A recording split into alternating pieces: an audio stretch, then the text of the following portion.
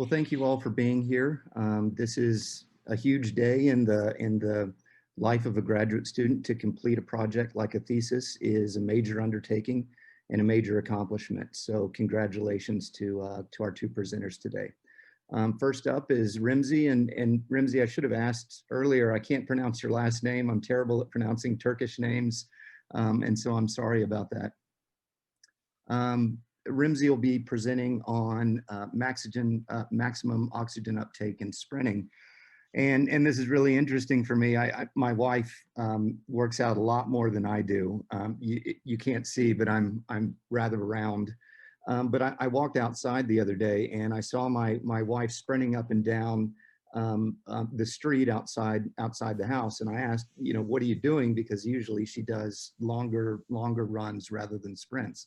And she had read a study recently online about how she needs to be doing at least some fast running for health reasons. And so I'm really interested to hear what you have to say. And so thank you for being here, and I'll let you go ahead and get started.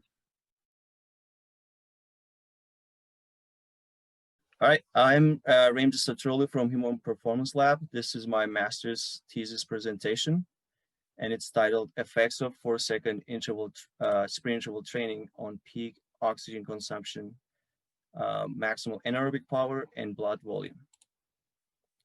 While I'm presenting, a video will show the exercise program the participants completed during the last 4 weeks of the training. This is a video from 2015. You see the 4 seconds all-out cycling, followed by 15 seconds rest, and repeated this 30 times. So physical activity guidelines for Americans recommends 150 to 300 minutes of moderate intensity continuous training per week in order to maintain health and fitness. Due to lack of time, the adherence to these guidelines is pretty low. Therefore, the time-efficient model called high intensity interval intensity, or HIIT, was proposed to address this problem. And it's defined as training at 85% or more of VO2 max intensity with recovery intervals. Here is the examples of the protocols, and you can see on the right side, we call it RPE, rate of perceived exertion. This is in the very hard category. And that could be one reason, and on the other side of the time, that the adherence levels are really low. So we wanted to propose a study, an exercise program had lower RPE and very short time. On the right side, the chart here shows the determinants of the performance velocity and power. So at the bottom, you can see the factors that determines the maximal oxygen consumption. So the maximum oxygen consumption is a very important factor for determining the performance, as well as a great indicator of overall health. In our study, we were mainly focused on also hemoglobin content, plasma volume, blood volume, and also maximal heart rate changes. In order to have these physiological changes or improvements, we could change intensity of exercise, the duration of this exercise, and how many repetitions in a session, and the rest between these bouts. These will affect the physiological responses we get after the training. We tried to get 300% of VO2 peak intensity for 4 seconds and 30 bouts of repetition. In order to determine the best rest between the bouts, we did a study in 2018 where we had 15, 30, or 45 seconds restoration between the bouts. These graphs are the same from the same study. So at the bottom, you see a 50-45% of VO2 peak to 45 seconds resting. And with decreasing resting time, we have improved or increased responses on VO2 and heart rate. So with that, we determined to start with 30 seconds, about moderate level, and increase it to higher level to 75 to 70% with 90% heart rate max. Therefore, our objective was to evaluate the effects of power cycling training regarding blood volume in relation to VO2 peak. We hypothesized that 8 weeks of power cycle training will improve maximal anaerobic power, cardiovascular fitness, and total blood volume in healthy participants. We had 11 young, healthy, non-smoking, and recreationally active people. And we familiarized them to the equipment first, then they signed the consent form that approved by the Institutional Review Board of the University of Texas. Here you see the study timeline. We had participants trained 3 times a week, and we started with pre-testing before they started the training. So we had hematological variables, including plasma volume, red blood cell volume, and total blood volume. And we measured this using carbon monoxide rebreathing technique. And we measured maximal aerobic power with graded cycling exercise. This was about 6 and 10 minutes exercise. And finally, we had maximal anaerobic power measurements measured in this bike, power cycle, a Wingate bike, and we also used another exercise type running, and we did 20-yard dash test. During the first week, they had 30 seconds rest. The following 3 weeks, we had 24 seconds rest, and the bigger part of the training study, we had 15 seconds rest between the bouts. So we gradually decreased the time between the bouts. That way we increased the overload. We did the same testing in the post-testing as the pre-testing.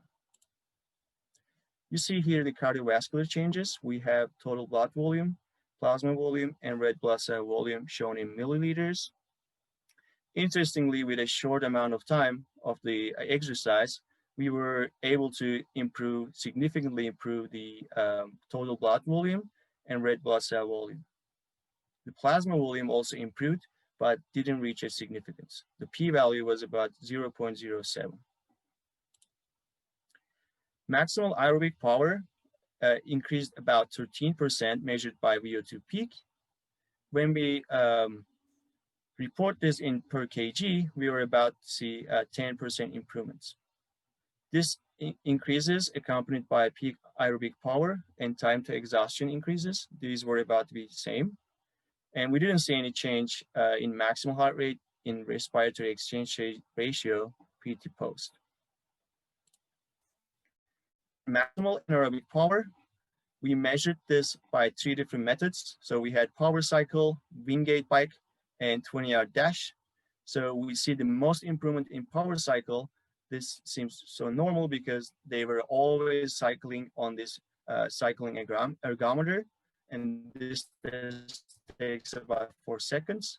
We have Wingate test improved about 10%, and 20-yard dash, the time decreased about 2%, but this didn't reach to significance. Another parameter that gives us the maximal anaerobic capacity is also improved by 10%. So this is a test, you go as fast as for 30 seconds. So this is also improved by just doing 4 seconds training. So in discussion, we can say that our training protocol showed similar benefits as other protocols, and we had lower rate of perceived exertion. This was mainly because elevated heart rate and VO2 responses during the training, and could be increased contribution from the type 2 fibers, could be increased motor unit involvement during the training. But it's important to note that we improved maximal aerobic power and anaerobic power with the same training. And also, compared to other protocols, our exercise program had lower RPE results that could increase the adherence to our training program, maybe could be applied to workplaces or other facilities. We also improved hematological responses. These were significantly improved, and these factors mainly affected the improvement in the VO2 peak.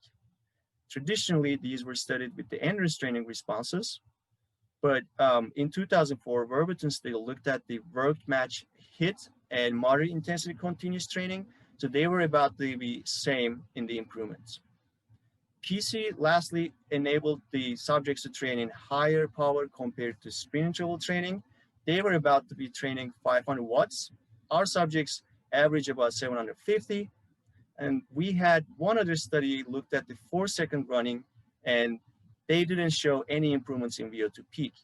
This is mainly because I think they had the 4.5 minutes recovery time between the bouts. So they did 5 bouts of 4 seconds, then give it 4.5 minutes. So that was reducing the VO2 and heart rate responses.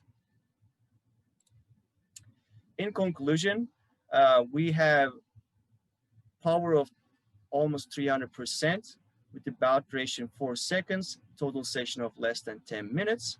With this, we were able to show the same amount of improvements in VO2 peak and maximal anaerobic power, as well as in blood volume with a lower rate of perceived exertion.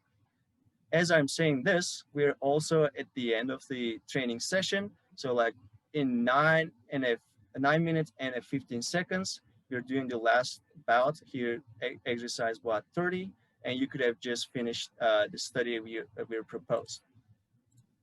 With that, I would like to acknowledge the help and the support of my undergrad advisor, Muzaffer Çolakoğlu, and my graduate school advisor, Edward Coyle, and my undergrad assistant, Aaron, and all Human Performance Laboratory members.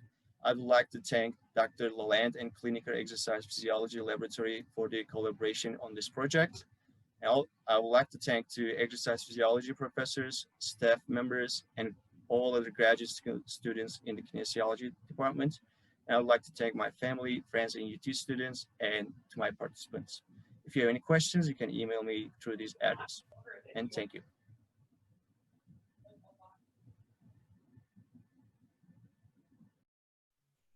How do we want to do questions here?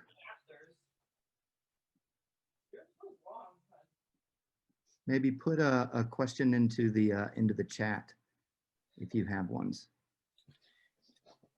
Remzi, I'm curious, what's the next step for you? Are you going on to doing a PhD? I'm actually in a PhD program in the same laboratory. So I was not able to present my thesis. I finished in May 2020. Gotcha. But this was a great time to share the what we've done in the Human Performance Lab. Thank you. Awesome.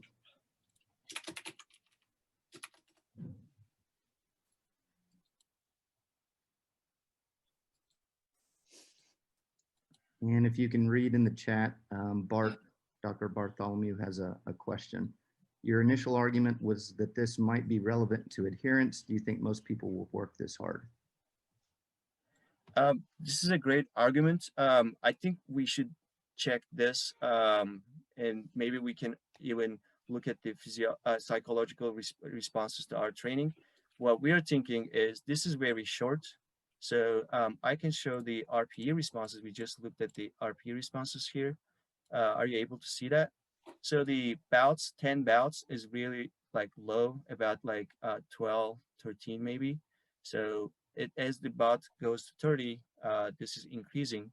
Maybe if we can play with the number 30, we can maybe able to get more people doing this training.